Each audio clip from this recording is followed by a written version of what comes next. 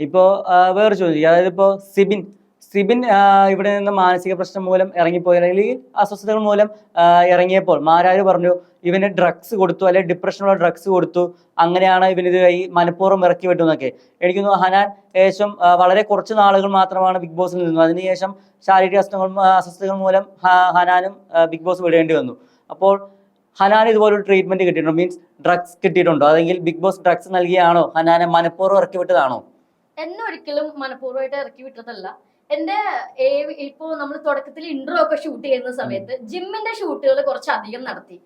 ഒരു ദിവസം തന്നെ ലെഗിന്റെ വർക്കൗട്ടും കാർഡിയോയും ഹിറ്റ് സെക്ഷൻസ് എല്ലാം ഒരുമിച്ച് ഷൂട്ട് ചെയ്തപ്പോ ആർക്കായാലും ശരീരത്തിന് താങ്ങും ഇത്രയും വർക്കൗട്ട് ഒരുമിച്ച് ചെയ്ത് കഴിഞ്ഞാൽ.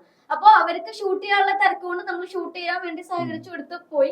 പിന്നെ എനിക്ക് അവിടെ നിന്ന് ഈ വർക്കൗട്ടുകളെല്ലാം ഒരുമിച്ച് ചെയ്തപ്പോ കയ്യും കാലം നനക്കാൻ പറ്റാതെ അതിന്റെ ഇടയിൽ പോയിട്ട് വാക്സിൻ എടുത്തു. അപ്പൊ ആദ്യം തന്നെ ആരോഗ്യ പ്രശ്നമായിട്ടാണ് കയറിയത്. പക്ഷെ ഞാൻ വിചാരിച്ചു കുറച്ച് ദിവസത്തിന് ശേഷം ഇതൊക്കെ ശരിയാവും വെച്ചു. പക്ഷെ അങ്ങനെ ഓവറായിട്ടുള്ള വർക്കൗട്ടും വാക്സിൻ എടുക്കലും പിന്നെ അകത്ത് ചെന്നപ്പോൾ ഭയങ്കരമായിട്ടുള്ള റാഗിങ് കാര്യങ്ങളൊക്കെ ആയപ്പോ എന്റെ ശാരീരിക അവസ്ഥ ഡൗൺ ആയതുകൊണ്ടാണ് പുറത്തേക്ക് വരേണ്ടി വന്നത്. എന്നെ അങ്ങനെ നമുക്ക് എത്രയോ പ്രൊസീജിയേഴ്സ് കഴിഞ്ഞിട്ടാണെന്നറിയോ, സൈക്കോളജിസ്റ്റ് അടുത്ത് സംസാരിക്കും, ഒരുപാട് പ്രൊസീജിയേഴ്സ് കഴിഞ്ഞിട്ടാണ് നമ്മൾ അകത്തേക്ക് പോകുന്നത്.